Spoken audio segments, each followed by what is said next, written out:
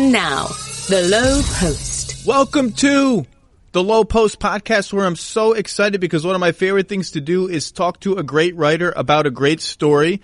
And Dave McMenamin, our friend at ESPN, dropped a great story on all things Anthony Davis, the making of the trade to the Lakers, his state of mind going into year one with LeBron, and so many other things. Dave, thank you for joining us. How you doing? I'm doing great, Zach. I'm just looking forward to get this thing rolling. Got a China trip upcoming, and I'm happy to finally get this story off my plate because it was something that I tried to chase pretty much all off season. Right. So you told me I've got a big Anthony Davis story coming, and I thought, I'm interested to see what it is. Is it about the trade? My guess was it's going to be about Anthony Davis at the crossroads of his career. Anthony Davis, after relative anonymity in New Orleans, 2 playoff appearances, then being sort of thrust into the spotlight of the Lakers. And is he a winner? How come New Orleans didn't do any better when they had Anthony Davis on their team if he's really a top 5 player in the NBA? Anthony Davis entering this pivotal moment of his career. And it's about that, but it's also about the making of his trade to the Lakers, how it happened, when it happened, what made it almost not happen. So take me back to the beginning. When you said you wanted to get this off your plate, what did you think was going to be on your plate? Like, when you dove into it, what story were you hoping to write or envisioning that you would write? I really like reading the TikTok. That's what we call them, where you go back and find the blow-by-blow, the play-by-play of, this phone call happened, and then the agent had this conversation with the player, and then that player talked to another player, like those type of things where you have an autopsy of how a trade goes down. And that was the original hope, because in this particular story, I was pretty well sourced, having covered the Cavs, for 4 years. 3 of them, David Griffin was the GM. And so now he's the guy running the Pelicans, one of the principal people involved. Rich Paul, I have a longstanding, reporter source relationship with, and the Lakers, obviously that's the team I covered day in, day out last year. So I felt like I could get to the principal parties, and if I could get one of them to tell me something that's blunt and honest, then I could take that to one of the other ones, and they would have to respond to it. And I think I could unravel it that way. And for the most part, that worked. Now, I didn't quite get the big aha of what that final Saturday was like before the trade actually happened. Now, Rob Pelinka told me on the record in the story that there were several times that day that he thought the trade wouldn't happen and they wouldn't even talk again. But I wish they would have told me like exactly what the ask was that made it think that it came to the edge and almost fell off a cliff. Let me start you right there. I was going to ask you what surprised you in reporting the story, but we'll start with something that surprised me, which is what you just said. I circled those quotes from Rob Pelinka saying there were times during that day when I thought the deal was just going to completely fall off the table. Now, I believe this was the Saturday after the finals had ended, the Saturday of Father's Day weekend. And so I wanted to ask you, did you have any sense of like why he thought the deal was going to unravel? Was there a particular asset or set of assets that the teams were arguing about? Was it something else that we don't even know about? No, it's not in the story, so maybe you don't know, but I wonder if there's something in the cutting room floor. Maybe it's a boring thing, but that piqued my curiosity. Well, obviously there was like the pick swaps, and that was somewhat unprecedented when that happened, to have that many pick swaps. And then the question mark is whether they were trying to get Kyle Kuzma or not, and whether he was included in the deal at some point, and then the Lakers had to fight to hold on to him. And I quite frankly don't know that answer, but when you look at their assets that they have, he would have been like the only piece that we're not talking about, that could have been included, basically. And by the way, which is important for now, because they still have a trade asset if they decide they need to make another trade. But go ahead. Oh, absolutely. I mean, he's a guy, he's making like $2 million too. So it's a cost controlled trade asset with a ton of upside. But so that, I don't know exactly. Basically both David Griffin and Rob Pelinka told me, like, if I tell you, they'll know, both sides. And so we're the only people who know. And so they wanted to keep that to themselves, which I understand. I think they were pretty forthcoming, all things considered, but I guess there are some state secrets that remain that way. Well, it was interesting. I mean, the Pelicans did an amazing job getting all of the draft assets they got and putting them as far out into the future as some of them are. There's a 2023 pick swap, I think, and a 2024 pick that they have the right to defer to 2025, which is one of the first instances of that happening with a first round pick. I could see that, and they have another protected first round pick somewhere. Maybe this is the 2023 one that I'm getting confused with.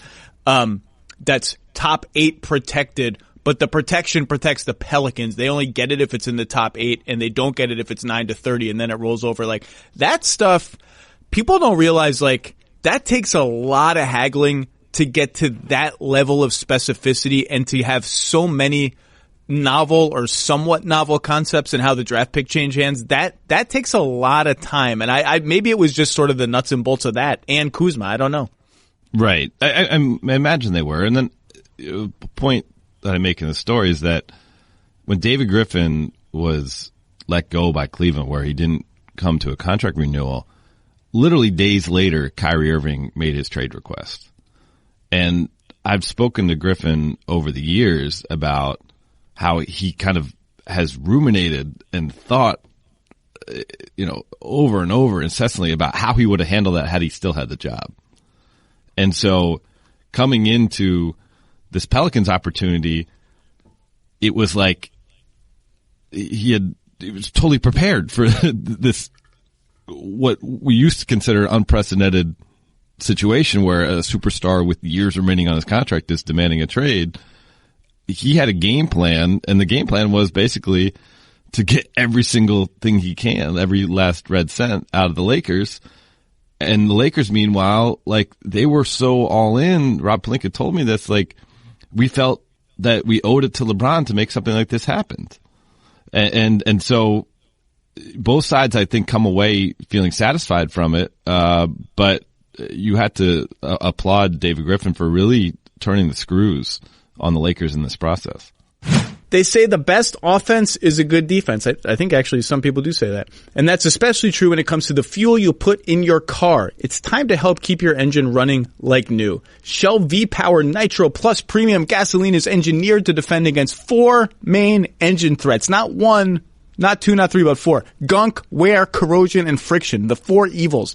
It's our most advanced fuel ever, protecting your engine like a solid stiff arm, a huge hit, or a last-second block like LeBron on Andre Iguodala.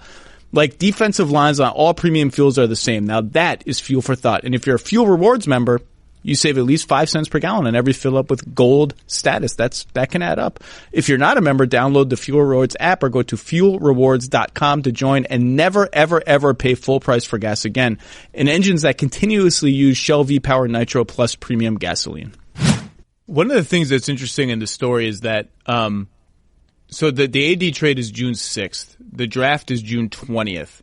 But one of the things that's strongly implied by the story, and I'm wondering if you can elaborate on it at all, is that I don't know that Griff does this trade until he is very confident he's going to be able to get something he wants for the number 4 pick, which the Lakers had owned. And he says in there somewhere, I spent throughout the whole time we were trying to gauge the value of the 4th pick. He's shopping that pick before he gets it. And the sense I got from your story is, it's essential to him. It's a deal breaker, yes or no for him, that he knows before he makes a trade, I have 1 or 2 things that I'm 95% to 100% confident I can get for that 4th pick because I don't necessarily want it. I don't want the player that's going to be available for there. Now, the interesting thing is, I don't think it was the Atlanta deal. I don't think on June 6th he knows that Atlanta deal is on the table for him. So I don't know what else was out there. But the sense I got reading your story is one of those things. Maybe even one of those things that's like, that has Pelinka saying, I didn't even know that day if it was going to go through. One of those things is Griff has to be 100% certain I've got something for that 4 pick that I like. Yeah. And listen, there was the morning of the trade that went down. Darius Garland had a workout in Los Angeles that the Pelicans were present for. And so, like, they didn't, they weren't going to take him number 1. So they were already looking at people that potentially they could gather information for to take themselves to number 4 if they were to trade for that pick, or just know more about it if they were to move it. Who knows? Maybe they would have moved it to 5 and Garland would still been there, et cetera, et cetera. So, that was like the kind of the undercurrent of what was going on, where Griff's having one conversation with Rob about what they can get from the Lakers, and then kind of before you even own those assets, trying to flip them by having other conversations around the league. And he was talking to everybody who had even teams that he wasn't even sure.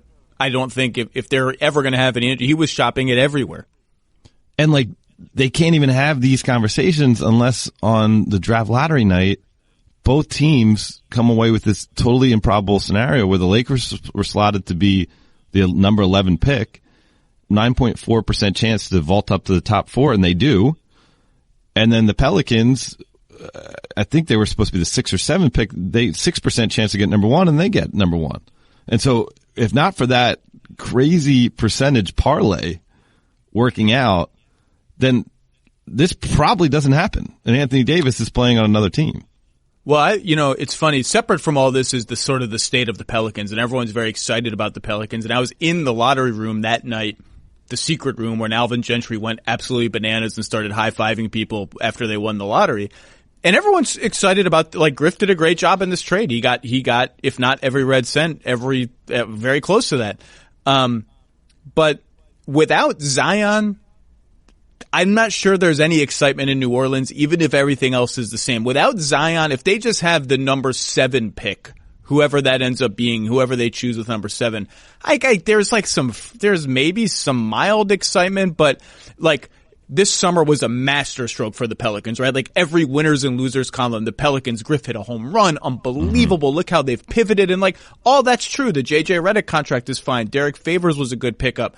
They did very well with the Lakers. Like Lonzo's interesting. Brandon Ingram's interesting. Josh Hart can help teams win. They turned number 4 into numbers 8 and 17. Jackson Hayes and the Alexander Walker kid who lit up free agency, and even more stuff that's coming down the pike. Like that's all super exciting. But without Zion as the tentpole to hold it together, I'm not sure that there's like a ton of New Orleans Pelicans buzz going on right now. That lottery was like, for all the reasons you just said and what I just said, that lottery was like an unbelievable moment in recent NBA history. And it also allowed both sides to go back to the table and realize that a deal could be struck, because there was a lot of rancor that had built up from what went down from December through February. And both executives that had been in charge of those trade talks, and Magic Johnson and Dell Demps, no longer work for either franchise. But there's still lingering discontent on the Pelicans side of things, certainly.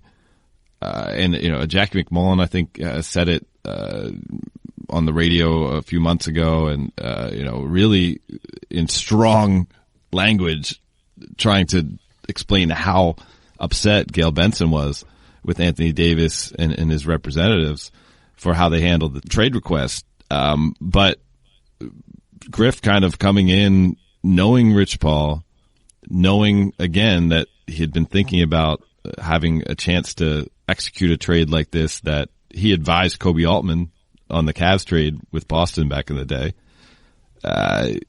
They were able to kind of put feelings aside and get back to business. Well, it's interesting. Griff goes on record in your story saying he's pretty confident that his relationship with Rich Paul was a factor in him getting the job, which I don't know if he said that publicly before. Maybe he did. He's obviously talked about how he saw value in that relationship before Anthony got traded because obviously Rich represents Anthony, he represents LeBron, they go way back. But for him to say to you, I think that helped me get the job, that's an interesting. It's not an admission. I don't know what it is, but it's an interesting concession, I guess. It's just interesting to hear somebody say that.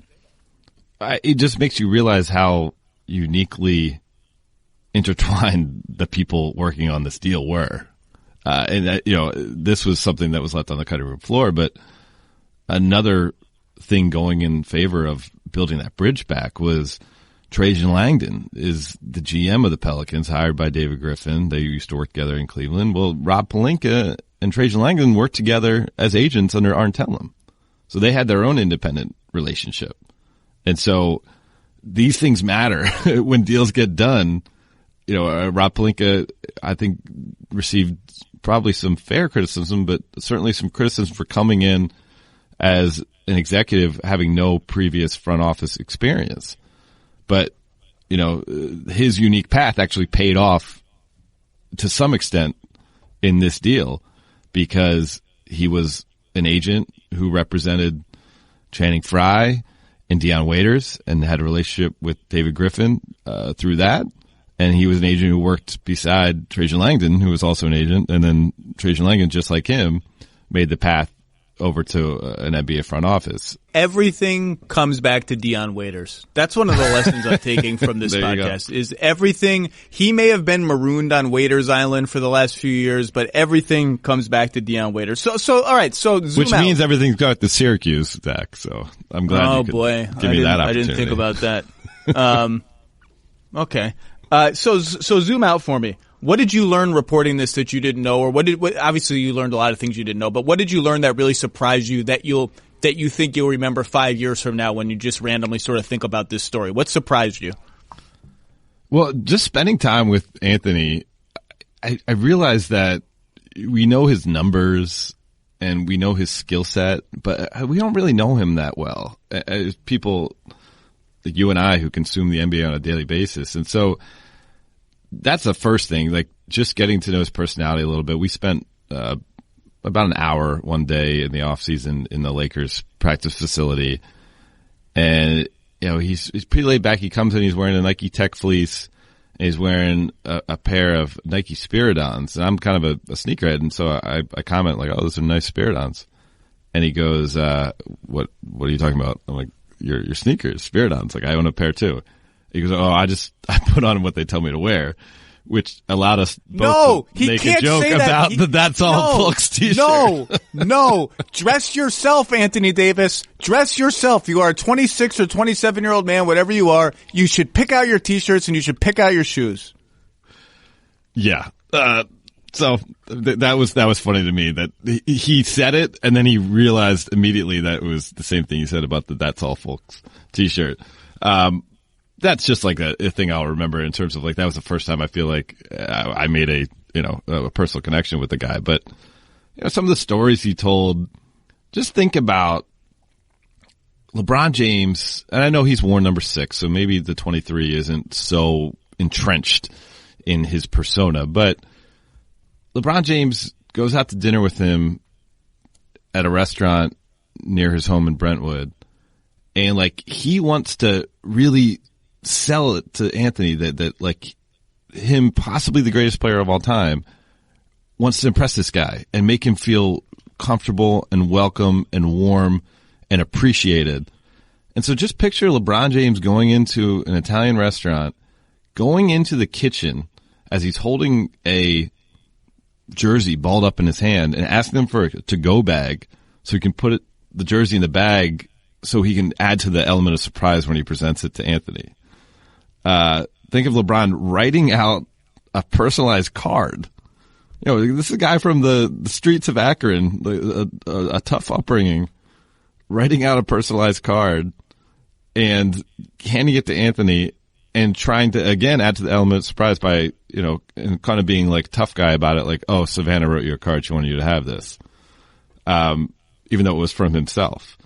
Like, those are the things that stand out to me where it's like, I don't know if you see the great players of the past who are all about machismo and I got to be the toughest guy and go to such lengths to make a guy feel welcome. And to me, that was cool because I think it was like it shows the evolution of the game a little bit. It also shows maybe the emotional intelligence of a guy like LeBron James and the amazing thing about the whole life thing we talk about, we already talked about the Pelinka connection in the trade happening, but Anthony Davis was a camper at LeBron's camp, watched the decision in Akron while LeBron was in Connecticut doing the show. And then, LeBron comes to Ohio the next day and he meets him for the first time. That move changed the league forever. And now he's teaming up with LeBron and potentially changing the league forever on his own right. Okay, so go back. The pizza place story. What's in the to-go bag? You didn't make clear what's in the to-go bag. That's the capper of the story. What is LeBron carrying in the bag? Yeah, I guess I didn't quite reveal it. So LeBron is carrying a Lakers jersey in his bag, and it's a number 23 Lakers jersey.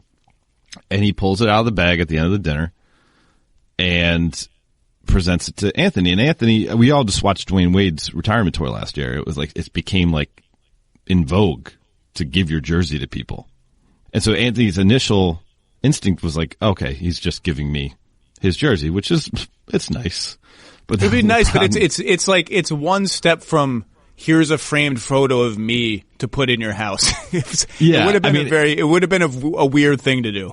It'd probably be better than not doing anything. At least there's some thought behind it, but it would, clearly it wouldn't, it would be like setting it like it's about me, like when Dwight Howard came to the Lakers the first time, Kobe Bryant, media day, very clearly said, this is still my team. This is the opposite, because Anthony Davis turns around the jersey and there's number 23 with Davis above the number instead of James. And, it really touched him. And he told me that it really just showed how much he wanted me here. And, these things are like, it's part of their brand, it's part of their superstition, but it's part about pride too. And, Anthony Davis had number 23 in his Instagram handle. He wore number 23 when he won the most outstanding player of the Final Four, won a championship at Kentucky, wore it his entire career.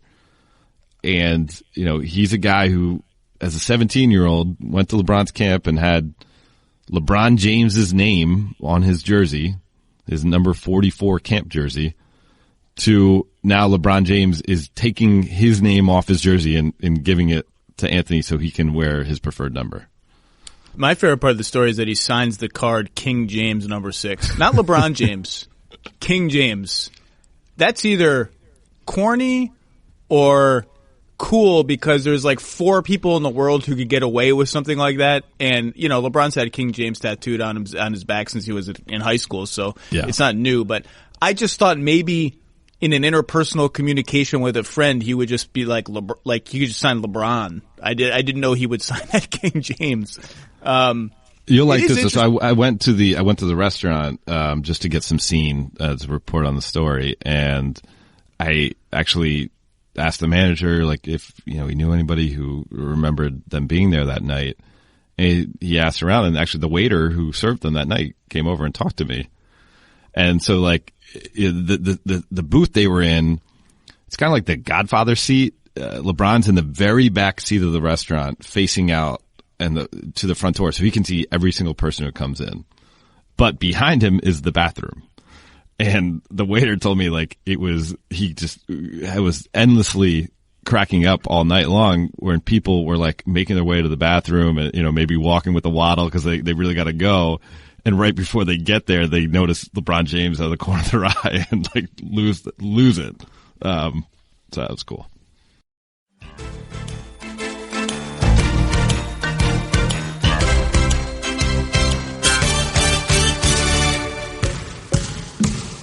This Lakers season, I think, is going to be – I wish we could block out all the noise, because the basketball is going to be interesting.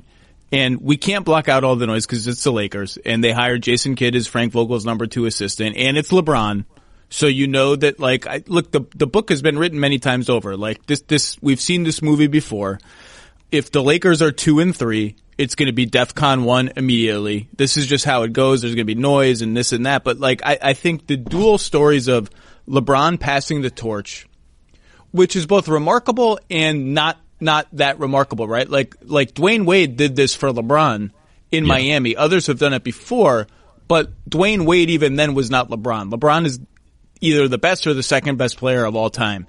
And number 2, we don't really know the degree to which the torch is actually going to get passed. We've heard LeBron talk about giving up playmaking duty and letting other people run the offense. And yeah, sure, Kyrie got to run the offense. He led the team in shots the year before he demanded a trade, blah, blah. But it was always LeBron's team. It was always LeBron's offense. And number 3, I do think what you said about Anthony Davis and what do we really know about Anthony Davis? what do we really know? What does he like to do? What is he about? What is he like off the court? Is interesting to me because this is a big year for him. This is going to be more pressure than he's ever played under before. He's going to have to prove to a lot of people that are skeptical that he's real, that he's a winner. Now, I'm not skeptical. I think he's one of the 5 best players in the league. He's going to kill it there. But if LeBron does pass him the torch at all, if LeBron does say, all right, we're going to run more of the offense through you. You know, I can't do it anymore. Every minute of every game, I'm 35. I'm getting up there. And you're going to have to do a lot of heavy lifting, maybe even in the fourth quarter, maybe even in the playoffs in the fourth quarter. Here's the ball. I'm interested to see how he responds to that. I think he'll do well, and he rounded out his game last year. I don't think people really noticed how much he rounded out his game. He averaged 4 assists a game. He's more comfortable dribbling, like working off the dribble. He has a nice in-and-out dribble. He's crossing dudes over the three-point line. But I'm interested to see how he does. It's a big year for him. We only saw such a small glimpse of this week at training camp for the Lakers, but they let us in the gym for a late game situation they're playing out, and you have LeBron playing point, Anthony playing the 5, and very clearly the directive was let Anthony eat, and LeBron was the one pushing that, obviously, because he has a ball in his hands, and we'll see if that plays out consistently over the regular season, but you know, seeing Anthony Davis with the ball in the high post, being able to do the face-up jumper or being able to kind of do a ball fake or a swing or even put the ball on the floor, there's a lot of talent there. And, you know, he told me that he was kind of tired of being anonymous to some degree in New Orleans. He said no one ever gets up to play New Orleans. He said we would lose, and it's like, oh, they were supposed to lose. That's New Orleans. He told me, I want to play these 35 games on national TV. I want to feel the pressure of it. It's got to be on me, or my name's going to be in the tabloids the next day. It's coming because it's never LeBron's fault. That's just what it is. To be the other guy on LeBron's team, ask Kyrie, ask Kevin Love, ask David Blatt, ask on and on, ask Spo. It's not going to be LeBron's fault if things go bad. Now, he may roll his eyes on the court, and his shoulders may sag, and he may put his palms up to the sky and you know, wonder what's happening when people make mistakes and make a big, you know, what are intentionally noticeable gestures. There may even be a tweet again. Who knows? A fit out tweet or if whatever the tweet was. But it's not going to be LeBron's fault if things don't go well in LA. You're right. I think there was a stage of his career where he got so much criticism. You know, right. Post winning the title, obviously year one in Miami and the aftermath, it was all, but what it took for that to happen was, I mean, he had a meltdown in the finals against Dallas. There's no way to mince words about it. He had a meltdown. He's admitted he had a meltdown. He was not himself. He did not play well enough, period. You could argue the only playoff series of his career where he just frankly did not show up, and other people would use the Boston one that was his last series in Cleveland go round number 1 when there were all sorts of rumors about a shoulder injury and some other stuff. But the Dallas criticism was deserved. So let me tell you who I think was the star of your story, not in terms of star being like he's the hero of the story or anything, but the guy that I found most interesting in the story. The most interesting part of the story to me was Rich Paul, because Rich Paul has made a decision. He's talking for himself now. He's not going to be according to sources. He's not going to be according to a source familiar with LeBron's thinking. He is going to be quoted, and he's going to tell you his story, and he's going to tell you his perspective, and he's going to go on the record, Rich Paul said, which is unusual for an agent. And boy, oh boy, does he say some interesting things in this story. Let's talk about some of those interesting things because I want to get your perspective on them. Number one, Anthony wanted to go to the Lakers or the Knicks. Those were the teams. And so when Anthony Davis got traded on June 6th, the Knicks kind of just faded out of the discussion. Like, I don't even recall reading or hearing about or hearing from sources about this was the Knicks' final offer or this is what was being considered. Like, they just seem to kind of fade out of the discussion. And then you have his agent X months later saying to you on the record, there were 2 teams, the Lakers and the Knicks, and that's it. So let's go back in time. What did you learn about, like, was the Knicks actually a thing? Like, how real was it, or was it not real by the end? Well, so the question, I think, is, could it still be real, or could it have still been real? So even if he had the priority of wanting Lakers over the Knicks, he was going to be a free agent in 2020, right? And so had the Knicks had the summer they had hoped for, had the Knicks gotten the number 1 pick and gotten Zion and gotten one of the big free agents, and then had a year to matriculate, and meanwhile maybe he went to the Lakers, and the Lakers, it had a similar year to the last 6 years, right?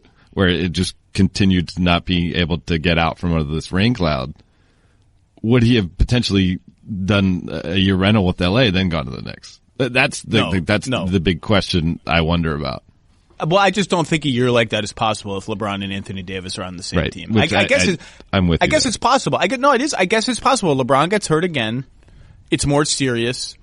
We've already seen that shaky teams constructed around Anthony Davis. By the way, we've seen shaky teams constructed around almost every top player in the NBA not do very well. It's not unique to Anthony Davis that the Pelicans did not do very well, even when you have a great year if the team around him was not good. I just don't, the Knicks just sort of, once they didn't win the lottery, they just sort of faded into oblivion, or oblivion, as Mike Tyson would say. I just thought it was interesting that Rich would bring that up again. It seems like he really had an interest in going there. Yeah, certainly. And that wasn't even like me leading him into that. Rich made that declaration as fact. And, it makes you realize that, man, this was a make or break summer for the Knicks, and it really didn't go their way.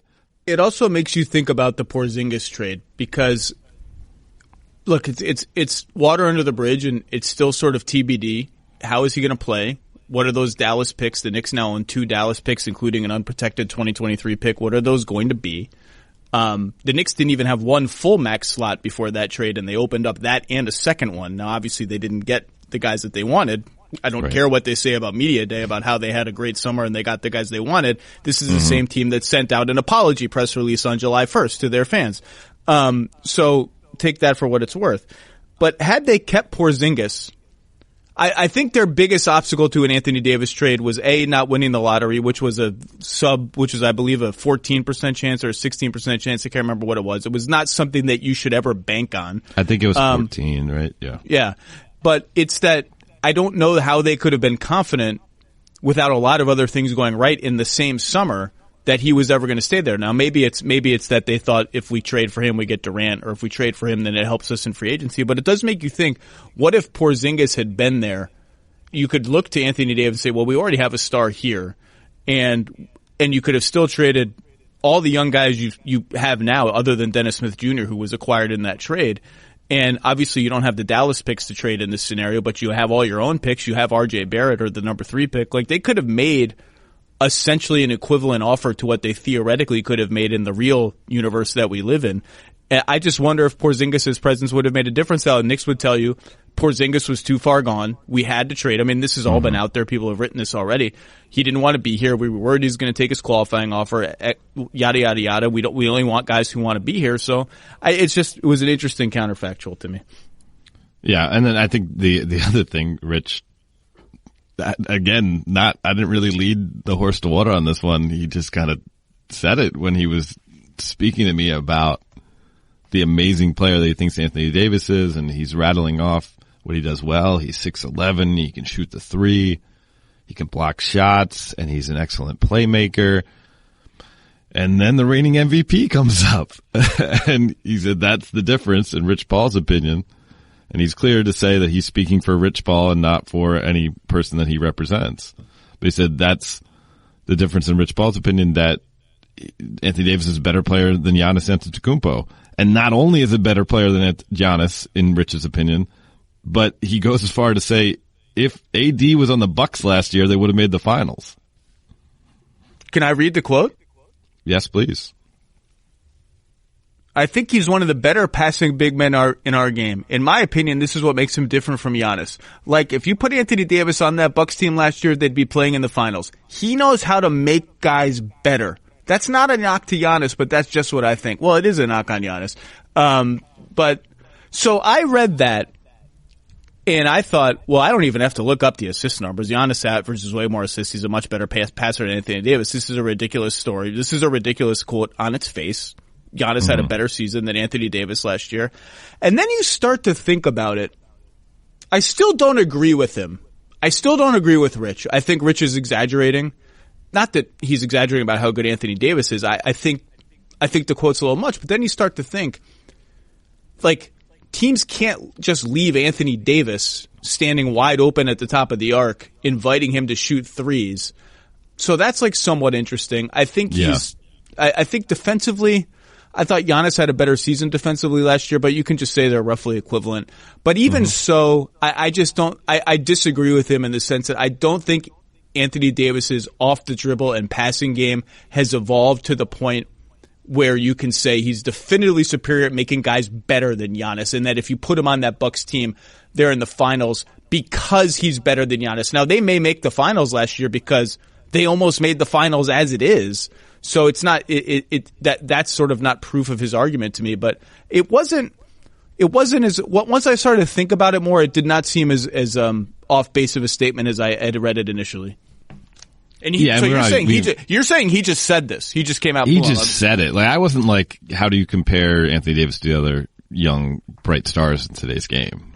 This was just like locked and loaded.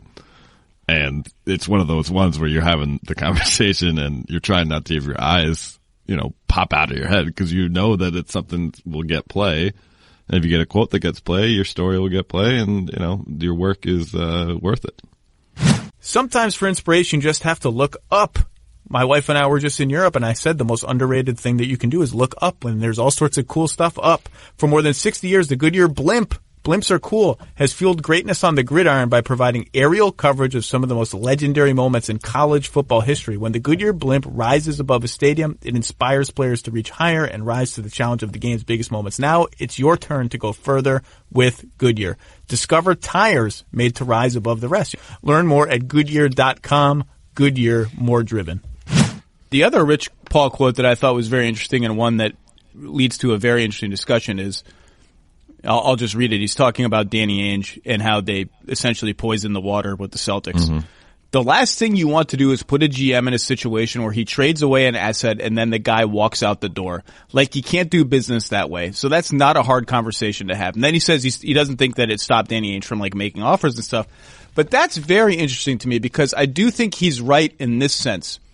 In all of the pearl clutching about player empowerment this summer, and there are legitimate reasons to be a little bit anxious about what happened this summer, but I think they're less to do with the act of players taking control of their careers than they are to do with where those players are going. Like, they're all going to the coasts. I think that's something that the NBA has to reckon with a little bit. But a point that is overlooked in the pearl clutching is all of these teams are better off. The Pelicans are better off because Anthony Davis went to them and said, I am not re-signing, trade me. The Thunder are better off because Paul George went to them and said, look, I don't want to just play out my contract here. I want to leave. Get something for me. And boy, did they get a lot for him. It's sort of an unavoidable hard truth because it's unpleasant. It cuts the team building process short. We don't know how good the Thunder would have been this year. They could have been really good. Who knows? I'm sure that they would like to have had another 50-win season in Oklahoma City. We don't know how good New Orleans would have been this year. Maybe the summer would have broken totally different from them, and with Anthony Davis and Zion even. We don't know. We don't know what that, it cuts the team building process short, and all these small markets, they don't want to be stuck in an endless cycle where you draft a great player, you get 6 or 7 years, then you have to rebuild again, do that again, rebuild again. It has to go perfect, or you're just in this constant, at least we have draft picks. But what Rich and other agents will say this too, it's just undeniably right.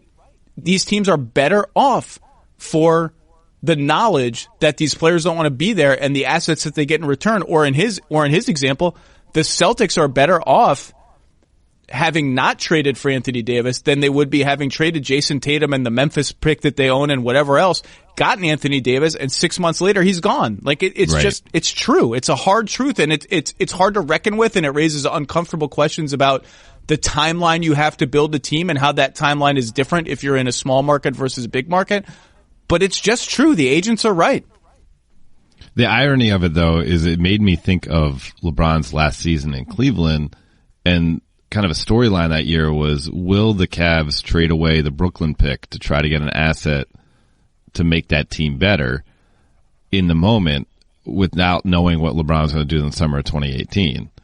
And ultimately, I think you would say that, who knows what type of player Colin Sexton ultimately will end up being, but they probably made the right decision not to trade that pick that season. And so it's the opposite. Like, whereas if they're not getting the information, they got to make their call for themselves. And they definitely had opportunities to trade that pick for a real player. Like, they had deals that I'm very confident were on the table for that pick. And I don't, again, you're right. I don't know what you're supposed to do. But I thought it was interesting how blunt Rich was. And again, I give him credit. He's not hiding behind anonymity. He's not trying to sugarcoat the way he did business here. He's saying Anthony didn't want to go to Boston. We used every avenue we had at our disposal to make it very clear that he did not want to go to Boston and he was not going to re-sign there. In his view, the Celtics are better off for him having made it that clear. Now, the Celtics would disagree with some of that assessment for how it went down, but it's certainly an interesting point, and I do think in all of the harumphing about player empowerment from some old school people, I think that point has been missed. What else? What have we not gotten to? You have a whole John Wick aside in the story. Somehow we haven't talked about John Wick. I'm reading this story and I'm like, how is the first 200 words about John Wick? Please explain. So Anthony Davis, we got to know him a little bit more in this story, and so he plays video games, Madden. He goes to movies. That's his stress relief. He watched so many movies actually that he told me LeBron kind of gets on him a little bit. Has already gotten on him for like, you got to do more film study. You got to watch more basketball. But he's a movie guy, so he went to a movie theater. LeBron is filming Space Jam this summer. Anyway, I'm sorry. Continue. This is early June, before the trade. Late May, early June, before the trade. I'm not sure the exact date. And he just wants to get off his phone. He likes to go to the movies, because it's a dark theater. You're not on your phone. You're not on social media. You're not, being recognized as Anthony Davis. You're just a dude watching a movie. And he went to see John Wick 3. Parabellum, I believe. I haven't seen any in the series. It's my understanding you have, Zach. Well, we were all in Los Angeles recently for a bunch of things, and I had dinner with a non-NBA friend. I call them human friends, like non-NBA humans. Like people are surprised that I have the human friends. One of my best friends now has moved to Los Angeles, so I had to see his house. We had dinner. We had so much Indian food, it was disgusting. Just the sheer amount of it. Indian food is my favorite food in the world, to be clear. And he was telling me that on a recent flight, he was like, I want to turn my brain off. I picked John Wick 2. And I said, I've heard a lot of good things about these John Wick films. Are they films or movies? I don't know, but I've heard a lot of good things about this John Wick. And I said, did you have to watch the first one? Like, am I going to miss, are there critical nuances from the plot that I'm going to miss if I just dive right into John Wick 2? Because John Wick 1 is not available on Delta. It's a real John Wick dilemma. And he said, I think you're going to be all right. So I watched John Wick 2. I'm now familiar with the John Wick films. And let me tell you, the only thing that happens in those movies is that John Wick kills people. The whole movie there's no break. There's no, like, John Wick goes on a date with a love interest. He just kills people the entire movie. So that's it. I spoiled it for you. That's very much an escape from reality, right? So he's at the movie, and it's one of these fancy theaters where you can order food right to your seat. And, they time it out, probably right before the climax. They come and give you your bill, and you pay the credit card. You put the credit card back in his wallet, put the wallet back in his bag, left the theater having a peaceful night, escaping from the trade speculation. Gets up the next morning, gets in his car, goes to the gas station, goes to fill up, and realizes he doesn't have his wallet. So he must have left it at the theater, he thinks. So he goes to the theater, he checks for it, doesn't show up. All right, pretty sure I left it there, but whatever. So calls the next day, doesn't show up. Calls the next day, doesn't show up. Goes back to the theater, and I don't know, I wish I asked him this question. I don't know what he was doing. Maybe he has like stacks of money at his house, because that's what NBA players do when they lose their wallet. Like, they still got like hundos out the wazoo. But I don't know what he's doing to pay for things over this time period. Hundos. Yeah, I don't know. Trying to give some spice to it. I wanted to drop a word that you would never hear otherwise on your podcast. Like, you often say burbling. The only time I ever hear it is from you on the podcast, and I've grown to strangely love it. Like, burbling should be a drinking game for you, yeah, for listeners of your podcast. But so he goes back to theater. He sees another movie this time, Seth Rogen, Long Shot. Still, asks the manager, no wallet shows up. Goes back to Chicago, where he's from, plans to visit family and friends, but ends up spending the weekend, or I'm not sure if it was the weekend, his days, his time there, taking care of replacing this wallet. So he said he had a driver's license, plus a state ID, plus credit cards, plus an insurance card, plus replacing the actual wallet. Now, the wallet he lost was, I became aware of this brand, Goyard. It's a French brand. Their website doesn't actually have the prices of their products on it. So it's gotta be insane. Shockingly, I'm not aware of the brand. Yeah. I saw some like secondary market Goyard wallets that you could purchase on like StockX for like which is like a sneaker and I guess hype beast type of site, for like $1,000 for a wallet. So anyway, that's a quick aside, but, he replaces it all and he comes back to LA where he has an off-season home. And this is after the trade. And now he's a Laker and not a Pelican. And he goes back to the theater, this time to see Good Boys. And he's sitting in his seat and an attendant comes up and they say, Mr. Davis, our manager wants to see you. We have your wallet. And he couldn't believe it. And he told me that it had to be, now that I'm a Laker, that, you know, this is the type of perks you get in LA when you're a Laker versus being an opposing player.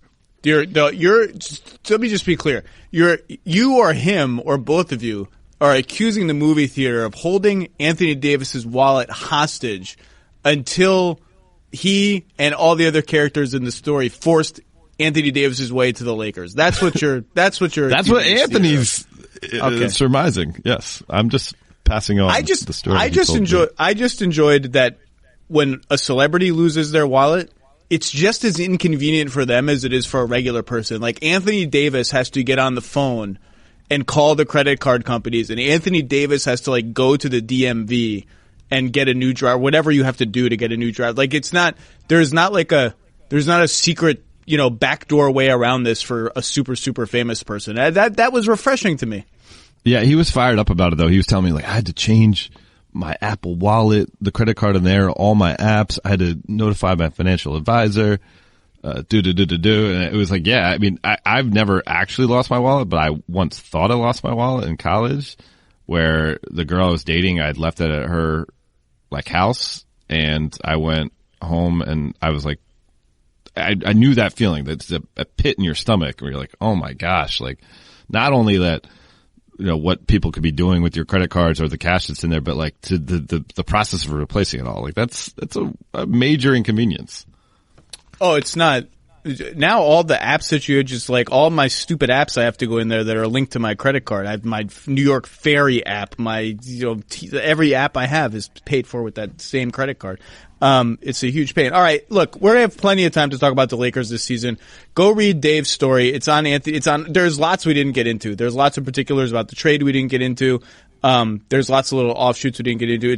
It's just a really delightful sort of collection of fun stories about Anthony Davis, who is one of the more fascinating characters of the season. So, Dave, great work. Thank you for hopping on, and we look forward to your coverage of this crazy team all season, my friend.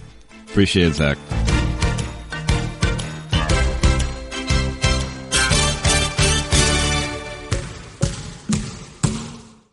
The Lowe Post is presented by Goodyear. Discover the possibilities. Goodyear, more driven.